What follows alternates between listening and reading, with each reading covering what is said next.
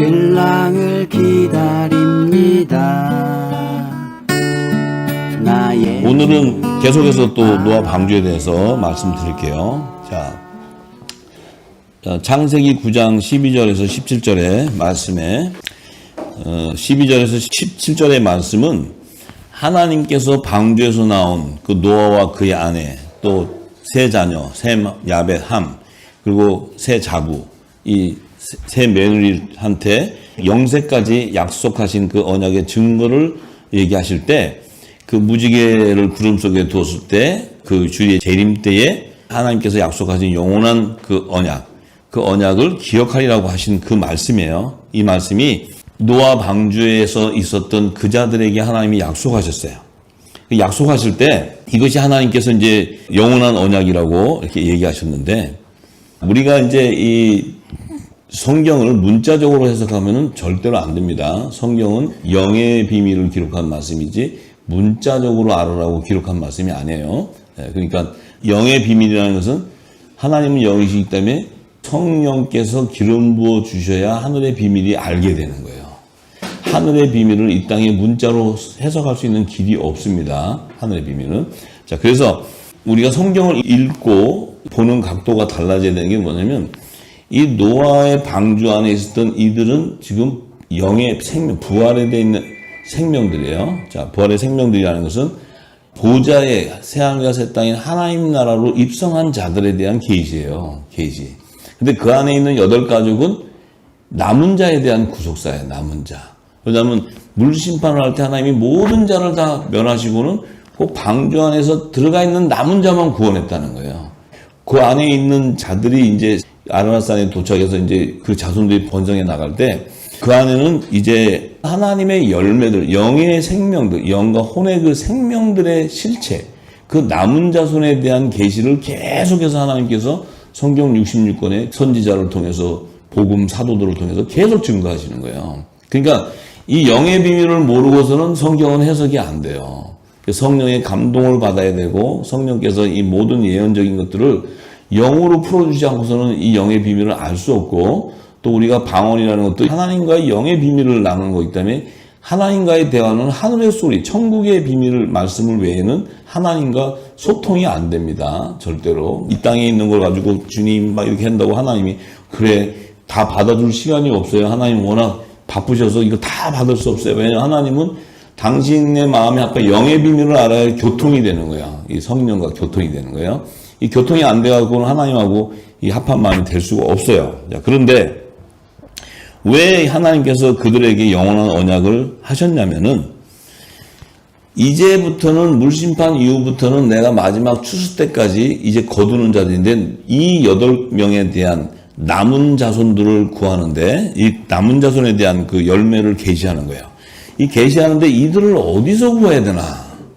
수많은 사람들이 있는데 이들 자손도 이제 나와서 막 번성해가지고, 함 자손은 가나안의 자식도 나오고, 님으로 또 나오고, 막 별하별 이제 자손들이 다 번성하는데, 이 방주에서 있었던 이 남은 자들, 영과 혼의 생명들, 요들은 생명책에 있는 자들이거든요. 생명책. 어린 양의 생명책과 다른 생명책에 기록되어 있는 자들인데, 이들을 어디서 구해야 되나? 하나님은 그 뜻이 있었기 때문에 아브라함을 부르는 거예요. 아브라함을. 그래서 아브라함을 믿음의 조상으로 부를 뿐만 아니고, 아브라함 뭐예요? 열국의 아비로 부르는 거예요. 열국의 아비. 자, 그래서 그때부터는 하나님이 나는 아브라함과 이삭과 야곱의 하나님이다. 이렇게 얘기하는 거예요. 계속. 모세한테도 나는 아브라함과 이삭과 야곱의 하나님이다. 그게 뭐예요? 내가 방주에 탄 8놈을 구해야 된다 얘기해요. 하나님은 방주에 탄 이 8명의 남은 자손들을 구해야 된다는 것이 하나님 뜻인 거예요. 근데 이걸 어디서 구하냐면 아브라함과 이삭과 야곱과 에서의 자손에서 구하겠다는 거예요. 이 지금 하나님이 말씀하신 비밀은 거기에 있어요. 결국은 창세기 15장 4절에서 6절을 딱 펴보면은요, 하나님께서 아브라함에게 이렇게 얘기했어요. 아브라함은 자식이 하나도 없는데 하나님께서 아브라함에게 하신 말씀이 뭐였냐면, 너의 후사가 그 네 종 엘리에셀이 아니고 네 몸에서 날 자가 네 후사다. 네 유업을 이을 자인데, 그 자들에 대한 비유한 계시는 이 하늘을 우러러보면서 무별을 보게 한 거예요. 밤하늘의 무별. 보면서 밤에 있는 그 별들이 네 후사다 얘기한 거예요. 그 얘기는 뭐예요? 이 별들은 지금 어디에 있어요? 밤하늘에 있어요. 밤하늘에. 하늘에 있단 말이에요. 하늘에. 근데 하늘은 밤하늘이라는 건 밤은 어두운 가운데 빛을 발하고 있는 거예요. 그럼 뭐예요? 어두운 가운데 빛을 발했다는 것은 내가 구원할 자손이 이렇게 이 밤하늘의 묵별과 같은 자손들을 내가 너의 후사에서 내가 건지겠다 이렇게 약속하는 거예요. 아브라함은 자식 하나 없는데. 이 하나님의 뜻과 사람의 뜻은 아니 그래도 자식을 최소 10명 정도 주고 얘기하시고 얘기를 해야지 이게 번성이는데 하나도 안 주고 밤하늘을 쳐다보면서 저게 네 자손이 네 후사다 그러면 이게 믿을 사람이 누가 있겠어요 이게. 예? 그런데 하나님은 그 얘기를 하실 때 아브라함이 여호와를 믿고 여호와께서 이를 그의 의로 여겼다. 여호와가 하신 말씀을 믿었다는 거야 아브라함이. 참, 이 한마디가요. 아브라함이라는 것은 아브라함도 아니고 아직은 아브라함이 지금 아브라함이 되는 개종도 되지 않았는데 그 여호와를 믿었다. 내 자손이 이와 같이 많다는 걸 믿었다. 그걸 딱 보시고 그 믿음 하나를 딱 보고 하나님은 의로 여겼다는 거예요. 자, 이 한마디에서 하나님과 아브라함이 약속이 체결돼 버렸어요. 그래서 우리도 나오는 거예요. 지금 아브라함의 영적 자손으로 나오는 거예요. 우리가 요셉의 단으로. 그런데 참 성경은요. 하나님의 구속사, 하나님 나라를 완성하는 비밀을 알면 성경은 구절구절 숨겨놨어요. 이렇게 빛을 비추면서. 그러니 찾아낼 길이 없지. 그런데 그 무별이란 자손을 주면서 이제 창세기 22장 15절에서 18절을 딱 열어보면요. 22장 15절에서 18절. 자, 이때는 어떤 때냐면 약속의 시 이삭을 하나 줬어. 100세 때. 아브라함에게. 그래서 약속의 시 이삭을 낳았어. 근데 그 약속의 시 이삭이 하나 줬었는데 그게 100세 때 줬으니 얼마나 귀한 자식이었어요. 이게 늦둥이도 그런 늦둥이가 어디서 100살에 하나님 주셨는데. 근데 이거를 하나님이 바치라는 거야. 모리아산에다. 그 하나님이 아브라함이 그것을 할 것을 믿고 그에게 의로 여겼는데 바치라 하니까 아브라함이 그 음성이 떨어지자마자 그냥 아침부터 싸들고 가서 이삭을 모리아산에 데려가서 번제로 드리려 할 때 하나님께서 여호와 이레 하나님 수양을 준비해놨다가 아브라함에게 네 믿음을 보고 내가 축복을 하는 자리에 그러니까 두 번째 이제 아브라함을 불렀을 때, 자, 이렇게 얘기해. 내가 이같이 행하여 내 아들 독자 이삭을 아끼지 않고 이렇게 드렸던 것을, 아끼지 않고 했던 이 마음을 보고는 하나님께서 내가 내게 큰 복을 주는데 내 씨로 크게 할 뿐만 아니라 성하게 할 뿐만 아니고 이제는 하늘의 무별뿐만이 아니고 바다의 모래알 같은 자손도 주겠다. 이렇게 이제 바다의 모래알 자손이 탁 나오는 거예요. 하나님이 이때는 기분이 업돼 버렸어요. 하나님 완전히 업돼 버렸어요. 왜? 이게 그래도 이게 아직 말씀도 안 났는데 이게 그래도 내 마음으로 알아들었네. 그리고 믿음으로 의로 하는데 이게 또 이삭을 딱 낳는데 갖다 확 바치는 거야. 그러니까 야 이만한 믿음이 어딨나? 하나님이 업돼 버렸어요. 그래서 거기서 그냥 모래알 같은 자손을 주겠다. 탁 그래. 지금 이걸 잘 알아야 돼요. 아브라함에게 후사를 줄 때는 밤하늘을 보게 해갖고 하늘에 있는 별을 보게 했는데 하나님이 그 이삭을 바치는 그 믿음을 딱 보고는 이제 무별뿐만 아니고 플러스 바다의 모래알 같은 자손을 탁 줘버렸어요. 그 바다의 모래알 자손은 땅에 있어요, 하늘에 있어요? 네? 땅에 있어, 땅에. 이 무별들은 하늘에 있는데 바다의 모래알은 땅에 있어요, 땅에. 이 바다의 모래알이라는 것은 파도가 이렇게 치면 모래알이 어디 들어갑니까? 바닷속으로 들어가요. 바닷속으로. 수장되는 거예요. 바닷속으로. 파도가 이렇게 치면 씩 실려가면 모래알들이 바닷물로 수장돼요. 전부 다. 이게 나중에 둘째 사망 때 바다에서 나와야 되는 자손이 있기 때문에. 이해가 됩니까? 바다에서 나와야 되는 자손이 있어요. 둘째 사망 때. 요들 안에 다른 생명책에 기록되어 있는 자가 있다는 거예요. 밤하늘의 무별은 어린 양의 생명책에 기록된 자들이 있다는 거예요. 이 지금 신분을 하나님 나누시는 이렇게. 재밌지 않아요? 성경에? 이게 그전에 모르고 읽을 때는 무슨 바다에 모래 그러면 사람이 엄청 많은데 그렇게 많은 자손 중에 죽은 거는데 그게 아니고 하나님은 뜻없이 얘기하신 약속을 하는 분이 아니에요. 그 얘기를 할 때는 새하늘과 새 땅을 완성하는 비밀을 하나님 아시고 비유로 얘기하는 거예요. 비유로. 예수님은 더 멋있어요. 천국은 그물이다. 그물을 딱 던지면 좋은 고기 못된 고기가 탁 들어온다. 방주 안에 있었던 7가족 안에 함의 자손과 그 세 아들 셈과 야벳 그 자손들의 신분을 나누는데 이 신분이 야곱과 에서의 신분이라는 거예요. 야곱과 에서의 자손들의 신분을 얘기하는 거예요. 예수님이 그 얘기를 탁 하실 때는 그 한마디 말씀 안에 방주와 또 야곱과 에서와 이런 모든 것을 풀어줘 버리는 거예요. 왜? 그물 던지는 자는 복음의 사역자들이기 때문에 빛의 아들들이야. 빛의 아들들. 그들은 영의 생명이 영의 생명. 이런 엄청난 비밀을 예수님은 한 단어 안에다 탁 집어넣어 버려요. 그러니까 그 마태복음 13장 안에 그 말씀을 풀지 못하면 우리는 그냥 물고기 잡은 그물이니까 물고기 되지만 그게 아니에요. 예수님은 하나님이시기 때문에 그 말씀 안에 벌써 바다의 모래알 같은 자손과 무별 자손을 얘기하시는 거예요. 하나님이. 예수님이. 이 성경을 알면 예수님이 하시는 말씀은 어마어마한 단 한마디 안에 성경을 다 푸는 말씀들이 그 안에 있는 거예요. 그 키가 없으면 성경이 안 열려요. 예수님이 하신 말씀이 없으면. 그게 천국 열쇠이기 때문에 예수님이 던지는 말씀. 근데 그걸 비유로 해놨기 때문에 알 길이 없다는 거예요. 알 길이. 성령이 와야지만 풀어준다는 거예요. 그것을. 그러니까 그 전에 푼 건 다 가짜지 무슨 소리야. 전부 가짜. 지금 여러분들 다 이거 듣고 가서 신학자들이 쓴 성경 강의에서 다 책 읽어보세요. 그럼 가짜라고 딱 다 와요. 답이. 모를 때는 비스무리하니까 진짜인가 근데 진리를 알고 딱 보면 답이 흑백으로 탁 나눠서 나와요. 분별이 되는 거예요. 왜? 진리는 비스무리할 수가 없는 거예요. 진리는. 성경은 한 맥으로 다 연결되어 있기 때문에 알파 오메가로 다 연결돼서 풀어져야지 성경이지. 그렇지만 비유로 복잡하게 연결됐기 때문에 풀 수 없었던 건데 그걸 지식으로 사람의 지식으로 풀려고 노력하다 보니까 다 엉켜버리는 거예요. 전부 성경이. 그러니까 뭐야? 난제. 난제가 되니까 뭐야? 논쟁이 되니까 뭐 돼? 학설이 돼버려요. 학설이. 그러니까 하나님의 말씀이 학설이 돼버렸다는 것은 뭐예요? 사람의 지식으로 해석했다 얘기하는 거예요. 해석했다. 하나님은 학문이 아닙니다. 하나님 말씀은 생명이지 학문이 아니에요. 예. 우리가 그거부터 씻어내야 돼요. 머리에서. 우리가 너무나 많은 지식을 갖고 있어요. 그리고 성경을 다 안다 그래요.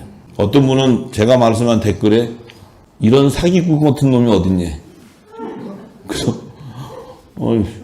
예수님이 사기꾼인가 그럼? 왜냐면 나 예수님이 하신 말씀만 풀어준 건데. 그래요. 그러니 사도 바울 마음때 저들이 불쌍한 거지. 난 상관없어요. 왜냐면 주님 오실 때 휴고 되느냐 안 되느냐가 중요한 거지. 여기 사기꾼이다 하다가 따지는 게 뭐가 중요해. 진리 안에 거했냐 안 거했냐가 중요한 거지. 논쟁할 필요가 없어요. 논쟁할 필요가. 네. 그 사기꾼이라는 사람은 그 자기가 갖고 있는 믿음으로 지옥 가면 돼요. 그러니까 네, 간단해요. 네, 그렇게 가면 돼요. 네. Say bye 그러면 돼. bye. 네. 간단해요. 논쟁할 필요 없어요. 왜? 진리는 번개될 수가 없고 성경 안의 진리는 다 샘물과 같이 7샘이 열리지 않고 다 그 암석 사이로 다 헤매르기 때문에 이것을 성령이 샘을 열어서 기름을 부어주지 않고서는 그 맥을 다 이을 수가 없다는 거예요. 성경을. 절대로 못 읽습니다. 성경.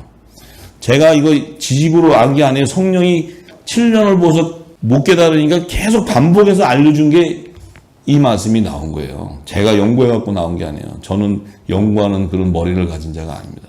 저는 그렇게 머리가 똑똑하지 못해 2가지 일을 못하는 사람이에요. 네. 그런데 하여튼 주셔서 하는 거예요. 자, 그러면 이 지금 밤하늘의 무별을 하나님 보여주시고 바다의 모래알 같은 자손을 주셨을 때 하나님은 이미 아브라함에게 헷불 언약을 통해서 너 4대손이 약속의 땅을 기업으로 이을 거라고 약속을 해버렸기 때문에 그 4대손들에 대한 신분과 그 정체성 또 바다의 모래알 같은 자들의 그 남은 자손을 추수하는 계획인데 그들이 어디에 있었냐면 그 4대손들 가운데 아브라함과 이삭과 야곱. 그런데 약속의 시 이삭에게 하나님이 쌍둥이 아들을 줘가지고 에서와 야곱을 줬어요. 에서와 야곱. 근데 이 야곱을 하나님께서 더 사랑하게 됐기 때문에 야곱에게서 누가 나오냐면 요셉과 열한 형제가 나오는 거예요. 요셉과 열한 형제. 그러니까 요셉과 열한 형제의 신분이 다른 씨가 나오는 거예요. 거기서. 그러니까 하나님께서는 요들을 4대손이라는 거예요. 4대손. 그럼 요 4대손들 안에는 요셉은 영적 이스라엘 자손이고 또 열한 형제는 혈통적인 이스라엘 자손. 이 지금 두 계보가 나와버리는 거예요. 근데 하나님께서는 요셉에게는 자손을 안 줘요. 혈통적인 자손은 므낫세, 에브라임은 야곱이 취해가 버리는 거예요. 그래서 야곱의 12지파의 족보에다 넣어버려요. 그러니까 이 요셉이 낳은 두 아들은 야곱의 지파로 가버려요. 12지파로. 그러니까 종의 지파로 가버리는 거예요. 그리고 요셉에게는 더 이상 이 땅의 육적인 혈통으로 자손이 없어요. 그 자손의 태는 메시아, 이스라엘 목자가 와서 태문을 열어줘야 이제 새 생명으로 영적인 자손들이 나와요. 그게 하나님의 아들들이에요. 하나님의 아들들. 그렇기 때문에 그 안에서 두 씨가 나오는데 밤하늘의 무뼈를 보여줄 때, 무뼈를 볼 때 그 밤하늘의 무뼈에는 우리가 참 성경을 알면 할수록요 너무 오묘하고 이 자연의 이치에서도 하나님이 그 비유를 그렇게 섬세하게 하셨나 할 정도로 하는 게, 자, 밤하늘에 무별이 있어.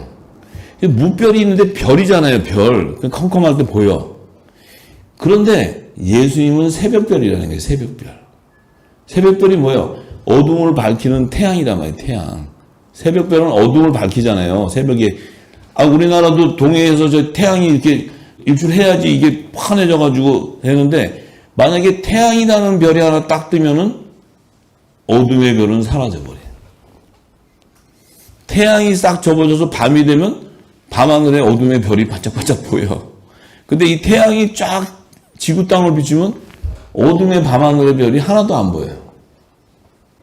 태양과 밤하늘의 무별의 신분이 다른 것을 얘기하는 거예요. 그 무별 안에도 예수님은 새벽별이에요. 복음이시는 거예요. 참빛. 태양이에요. 근데 이 떨거지들이 이 종교, 타락한 것들, 이것들이 태양신이래, 태양신. 예수님이 태양인데, 지들이 좋은 건 다 갖다가 붙여놔요. 태양신이라고. 예수님이 복음 태양이란 말이에요. 해란 말이에요, 해. 근데 저것들이, 바벨론 저것들이 막 지네가 태양신 해가지고, 예수님 오히려, 그러니까 비스무리하게 갖다가 끼워놓는 거는 다 걔네들 쪽이에요.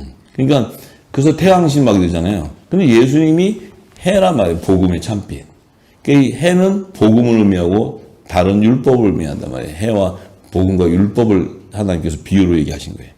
자, 그런데 이 밤하늘의 별에도 두 부류의 신분이 있구나. 별 중에. 왜냐하면 태양도 별이란 말이에요. 별. 똑같은 우주에 있는 별인데 유일하게 지구 땅을 밝혀주는 게 태양이야. 지구 땅에 한해서만 밝혀지는 거예요. 태양은. 태양이 우주 전체를 밝히는 게 아니잖아요.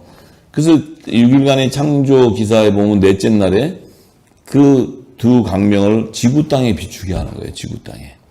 지구 땅의 사실을 만들어서 절기와 희년과 안식년을 통해서 주의 재림, 초림과 재림에 대한 징조를 보여주는 건데, 그 무별, 그 두 큰 광명이 해와 달을 갖다가 만들어서 지구를 조명할 때 이 지구 땅은 당신이 예비한 자기 땅이란 말이죠.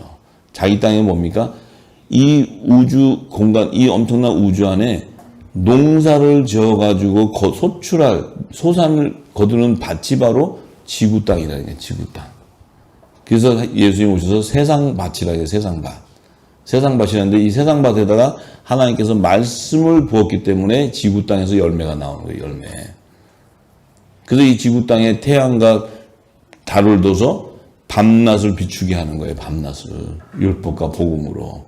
그래서 율법은 달의 빛이에요. 왜냐하면 복음의 그림자라는 거예요. 복음의 그림자. 달 자체가 빛을 발하는 것이 아니고 해의 빛을 받아야 반사가 돼서 지구 땅에 밤하늘에 이렇게 달이 어른어른하게 해서 길을 이렇게 보이게 한다는 거죠. 근데 완전하게 보이는 게 아니고 어른어른하게 길이 보인다는 거예요. 그게 복음의 그림자다 이 말이에요. 그림자. 네. 자, 그래서 이 두 행성을 달아놓은 이유도 해와 같은 그 예수님의 지체가 있는가 하면 밤하늘의 별과 같은 제사장 나라의 백성도 있다는 거예요. 율법 아래 거하는 자도 있고 복음으로 말미암아 아들의 명분으로 세워진 자도 있고, 그러니까 결국 뭐야, 아들과 종에 대한 영의 생명과 혼의 생명 가운데서도 선의 열매를 거두시는 게 하나님 뜻이고, 또 영의 생명인 영원전부터 말씀 속에 있었던 좋은 씨, 그들을 아브라함을 통해서 밤하늘의 무별을 보여주면서 그 별들 가운데 이제 해와 달, 또 여러 별들에 대한 그 신분에 대한 계층을 나타내 주신 거예요. 자, 그래서 이제 요셉과 야곱과 에서의 자손들 가운데서 남은 자손을 추수하겠다 해서 하나님께서 아모스 선지자에게 아모스 5장 15절에 이렇게 얘기했어요. 너희는 악을 미워하고 선을 사랑하며 성문에서 공의를 세울지어다. 만군의 하나님 여호와께서 혹시 요셉의 남은 자를 긍휼히 여기시리라. 자, 요셉의 남은 자라는 그 의미는 요셉의 단을 의미하는 거예요. 요셉의 단. 자, 요셉의 단을 의미한다는 것은 뭐냐면 하나님께서 요셉을 통해서 두 꿈을 계시해줘요. 꿈을 보여주면서 요셉의 단, 내 단이 먼저 일어나고 그 다음에 내 형제의 단이 내 단을 향해 절을 한다. 이런 꿈을 보여주는 거야. 그럼 창세기 37장에 이제 그 두 꿈에 대한 계시가 나오는데 요셉에게 보여줬을 때 그 네 단 그러면 요셉의 단인 거예요. 요셉의 단. 그 단이라는 것은 한 묶음이니까 요셉의 자손. 그럼 요셉의 자손 그러면 요셉의 자손은 혈통적인 자손은 없는데 영적인 자손을 얘기하는 거야. 요셉의 영적인 자손이 뭡니까? 바로 새 생명. 하나님의 아들의 명분으로 세워지는 복음의 아들들을 요셉의 단이다 얘기하는 거예요. 요셉의 단. 그래서 예수님이 오셔서 그 복음으로 말미암아 새 생명의 열매, 좋은 씨들이 나오게 하는 거죠. 그래서 그 요셉의 단, 그 단을 남은 자다. 요셉의 남은 자다. 근데 요셉의 남은 자다. 그러면 요셉은 혈통적인 자손이 없었기 때문에 요셉의 남은 자손 그러면 영적 자손 얘기, 영적 자손. 그러니까 그 영적 자손은 생명체가 다른 거예요. 생명체가. 요셉의 영적 자손의 생명체는 초실절에 첫 이삭의 한 단으로 추수되어서 고운 가루가 되어서 예수 그리스도와 몸이 연합된 자를 의미하는 거예요. 연합된 자. 그래서 하나님께서 예수님이 초실절에 부활하셨을 때 그분의 몸과 연합을 이루는 자. 그러니까 내가 올 때는 영으로 와서 너희들이 볼 수 없었고 이 영으로 와서 내가 말씀이 생명이 되어서 와서 이제 성육신에서 사람으로 이렇게 탄생하셨을 때 그분이 십자가에 돌아가시고 신령함으로 부활했을 때 영은 살과 뼈가 없지만 나는 살과 뼈가 있다. 이렇게 얘기하시는 거예요. 누가복음 2장. 왜? 내가 신령한 몸으로 부활됐지만 내 몸에는 지체가 연합되었다 하는 것을 보여주는 거예요. 지체. 그게 바로 요셉의 단이 첫 이삭의 한 단으로 연합되어서 예수님께서 하늘보좌로 들어가신 부활의 첫 열매로 들어가셨죠. 그러니까 이미 예수님의 몸은 지체와 연합이 되어서 하늘보좌로 이미 들어가셨어요. 그 이제 들어간 지체들은 어린 양의 생명책에 어린 양의 12사도의 이름으로 기록된 자들이 다 연합이 됐어요. 예수님 몸에. 그렇지만 예수님이 이제 이 땅에 오실 때 상한 몸을 회복하기 위해서는 그 열매들이 이제 혼인잔치에 청함을 받아서 예수님 몸과 한 몸을 이룰 때 만왕의 왕의 몸이 회복돼 버리는 거예요. 그래야 지상재림할 수 있는 거예요. 예수님이. 자, 거기까지 제가 말씀을 드렸어요. 그래서 요셉의 남은 자손이 반드시 하나님께서 거두게 돼요. 그들이 바로 지금 이 복음을 듣고 지금 우리가 열매로 나오게 되는 거예요. 지금. 이 열매가 나오고 이 복음이 우리 안에 임했다는 것은 성령과 신부가 연합됐다는 거예요. 성령과 신부가 연합됐다는 것은 하나님의 나라가 이미 우리 안에 임해 있다 얘기하는 거예요. 하나님 나라가 임해 있다는 것은 성부와 성자와 성령과 함께 우리의 몸이 연합되어 있다 하는 거예요. 할렐루야. 네. 그런데 이제 미가서 5장 7절에 보면은 야곱의 남은 자손에 대한 얘기를 해요. 야곱의 남은 자는 많은 백성 중에 있다 이렇게 얘기했어요. 많은 백성 중에 있다. 이 많은 백성 하면은 열방을 얘기하는 열방. 모든 민족 안에 있다는 거예요. 야곱 그러니까 유대인 이스라엘만 있다 하는 것은 성경을 깊이 보지 못한 거예요. 왜냐하면 야곱을 하나님께서 베델에서 야곱과 언약 약속하실 때 내 자손이 동서남북으로 충만하게 편만하게 퍼질 뿐만 아니고 모든 민족이 네 자손을 통해서 복을 받을 것이다 얘기했어요. 그렇기 때문에 야곱의 남은 자손은 열방 가운 백성 중에 있는데 그들은 여호와에게로서 내리는 이슬 같고 풀 위에 내리는 단비 같아서 사람을 기다리지 아니하며 인생을 기다리지 아니할 것이다. 왜 야곱의 남은 자손은 이 하나님의 그 이슬비가 풀 위에 내릴까요? 밭이 있는데 풀 위에 내린다는 의미가 뭡니까? 내리는 이슬 같은데 그 풀 위에 내리는 단비 같다. 그것은 에덴 동산에서 하나님께서 첫 아담에게 약속한 것이 내 먹을 식물은 밭의 채소다. 이게 채소, 밭의 채소. 밭의 채소라는 것은 열매가 아니고 잎사귀로, 채소는 잎사귀예요. 이 잎사귀가 밭에서 나온다는 것은 그들은 생명나무의 실과는 될 수 없는데 생명나무의 잎사귀로 접목될 수 있는. 그래서 이 땅의 제사장 나라의 백성 가운데 하나님께서 제사장들, 그러니까 종의 신분들의 추수를 위한 구속사에 대한 계시인데 그들은 열매가 되는 것이 아니고 풀 위에 내리는 단비. 밭의 채소도 복음의 아들들이 주는 영원한 복음을 받아야 돼. 받아야지만 채소로서 그들도 생명나무의 잎사귀에 접목될 수 있어요. 그들이 갖고 있는 묵은 곡식으로는 접목이 안 돼요. 본드가 안 붙여진단 말이에요. 생명나무에 12가지에. 그러니까 이 영원한 복음을 그들에게 있어야 그들이 후 3년 반 동안에 통과할 때 그 영원한 복음으로 말미암아 그들이 고난 가운데 승리할 수 있는 거예요. 이 영원한 복음. 그 복음이 바로 그들의 몸을 씻는 거예요. 전부 다. 씻어내야 돼. 묵은 곡식들을 다 벗겨야 돼요. 그래서 굵은 벼슬 갈아입어야 돼. 굵은 벼. 이 비유도요. 하나님의 구속사를 하면 이 비유 자체도 전부 연결된 비유지 그냥 터무니없는 비유가 있는 게 아니에요. 그래서 이 밭에 나오는 채소는 종들의 추수를 얘기해요. 종들의 추수. 성령의 열매, 처음이 열매는 하나님의 자녀들의 추수고 성령의 처음 익은 열매라는 것은 생명나무의 실과들을 의미하는 거예요. 실과들을. 이게 에덴 동산에 있는 그 비유의 선악과와 생명나무 실과 그 정체성들을 다 드러내주는 말들이에요. 그러니까 야곱은 제사장 나라의 조상이기 때문에 야곱은 하늘에 속한 자가 아니고 땅에 속한 자예요. 땅에 속한 자. 땅에 속한 자라는 의미는 혼의 생명이다. 이 말이에요. 혼의 생명. 요셉의 남은 자손이라는 것은 영의 생명이다. 영의 생명. 그 영의 생명이라는 의미는 영원 전부터 말씀이신 예수님의 말씀 안에 좋은 씨앗으로 있었다 하는 거예요. 그러니까 창세 전부터 그리스도 안에서 하나님의 아들의 생명으로 있었던 자들의 생명. 그들이 하늘에서 난 자라는 하늘에서 난 자. 그러니까 우리는 육의 몸을 갖고 있는 우리가 있지만 이 복음이 들어와서 이 말씀이 내게 기름지고 입혀진다면 우리는 육의 형체를 갖고 있는 것에도 우리의 몸은 뭐예요? 하늘에 속한 자가 되어버려요. 그 얘기는 예수님의 몸과 같은 거룩한 자가 된다네. 거룩한 자. 거룩한 몸을 가진 자. 거룩한 몸을 가져야지만 예수님과 한 몸으로 연합을 이룰 수가 있다는 거예요. 내가 거룩하니 너희도 거룩하라.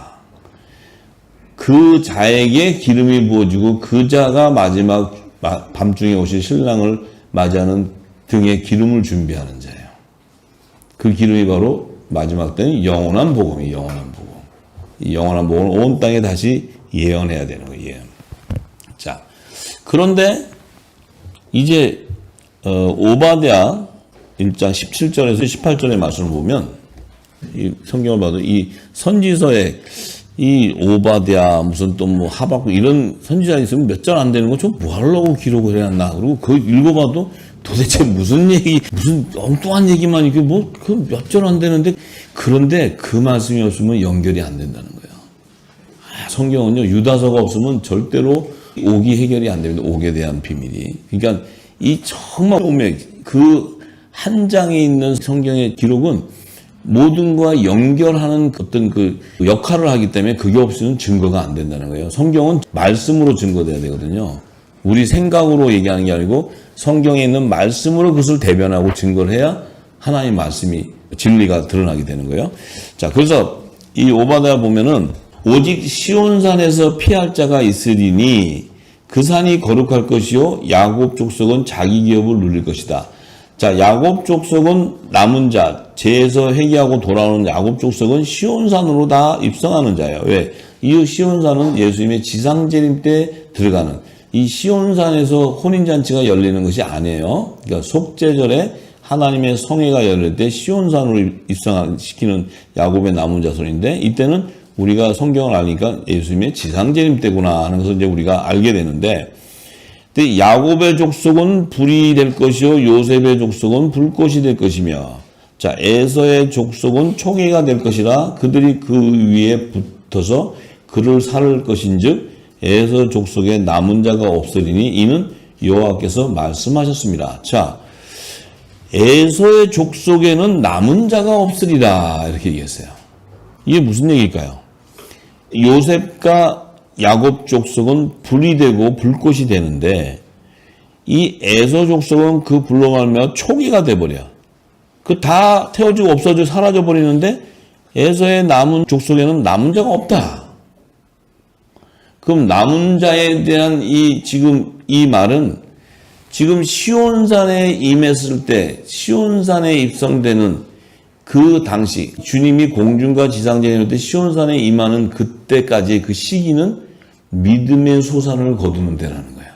믿음의 소산을 거두는 요셉의 남은 자와 야곱의 남은 자손을 추수해 가는데 에서의 남은 자손은 그리스도의 재림 때 남은 자를 구할 수가 없다는 계시의 말씀이에요.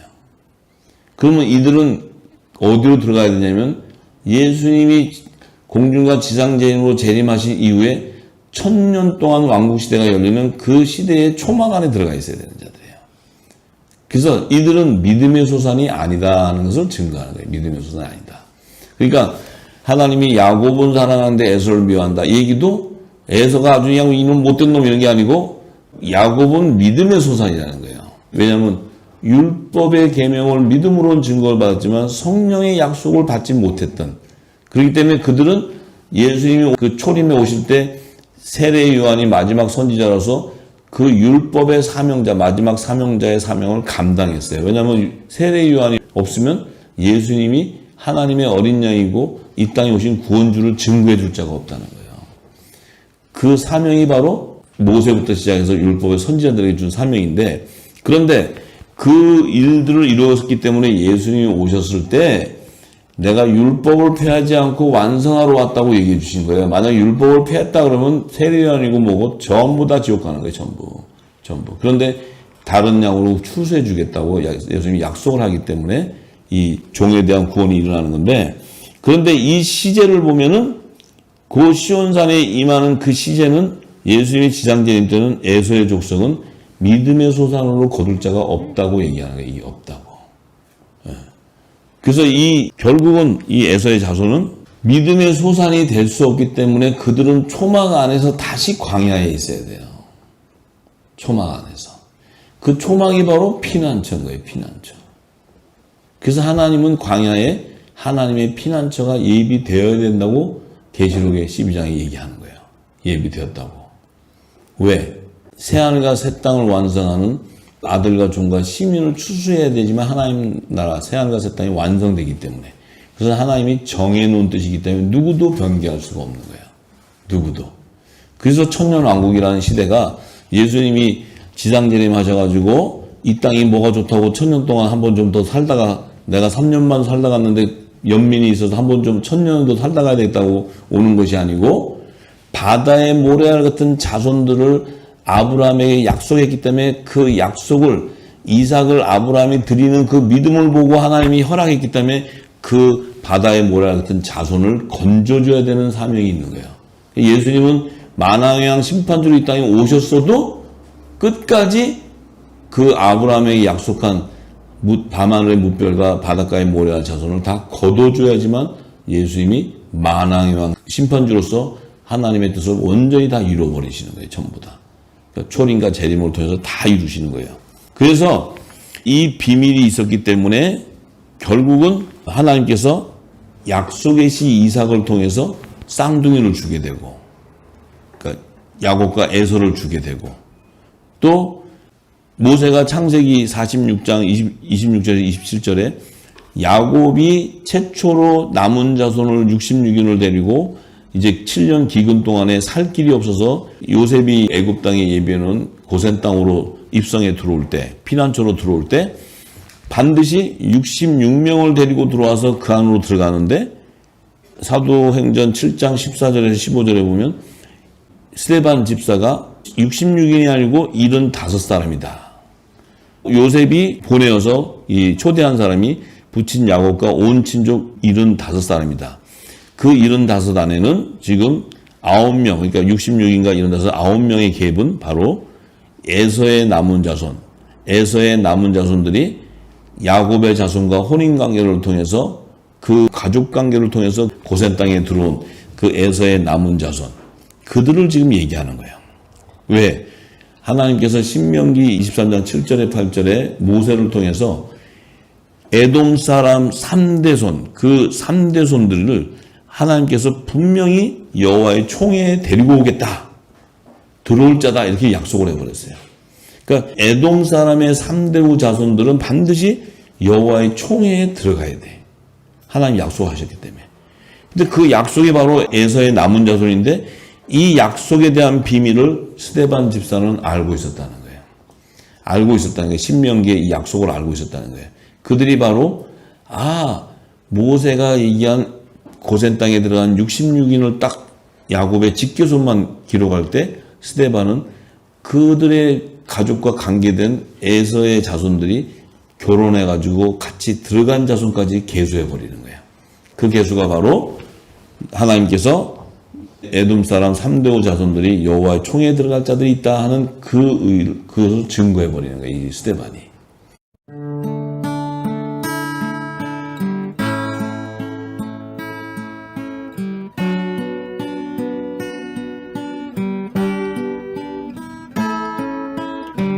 신랑을 기다립니다. 나의 주 만왕의 왕, 기름을 준비합니다. 말씀으로 성령으로 깨어있어 알게 됩니다. 장래일을 신랑 음성을, 빛의 아들 낮의 아들, 기름 준비한 5 처녀, 신랑을 기다립니다. 나의 주 만왕의 왕, 기름을 준비합니다. 말씀으로 성령으로 죄악이 관영하여 깜깜함이 땅 덮을 때 슬기로운 5 처녀 등불을 높이 듭니다. 신랑을 기다립니다. 심판주 만왕의 왕, 예복을 입었습니다. 그리스도의 옷을,